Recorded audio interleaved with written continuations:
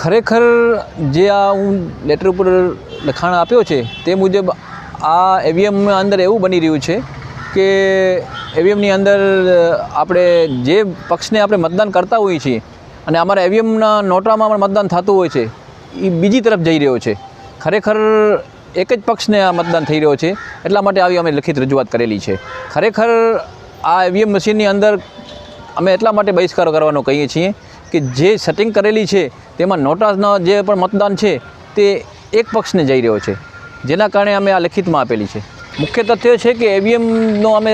એટલા માટે ના પાડીએ છીએ કે જો બેલેટ પેપરથી થાય તો માણસને ખબર પણ પડે કે હું મતદાન કેનાથી ચિઠ્ઠી દ્વારા થતું હોય તેને ખબર પડે કે હું આના ઉપર મોર મારી છે. પણ ખરેખર અત્યારે જ્યારે આધુનિક યુગ છે ત્યારે આ ઈવીએમ મશીન ઉપર ભરોસો રાખવો યોગ્ય નથી, કારણ કે અહીંયાથી બેઠે બેઠે જ્યારે આપણે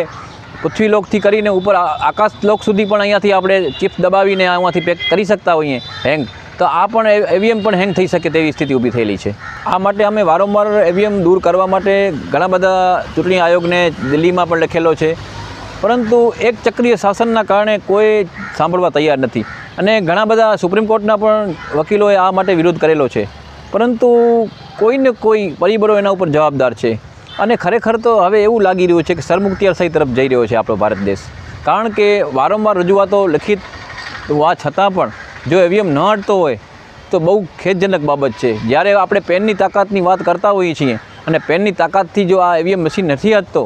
તો કાંઈ ને કાંઈ એવો પરિબળ કામ કરી રહ્યો છે એક ચક્રીય શાસનનો, જેના કારણે આ ઈવીએમ હટતો નથી. પરંતુ ખરેખર જો જાહેર જનતા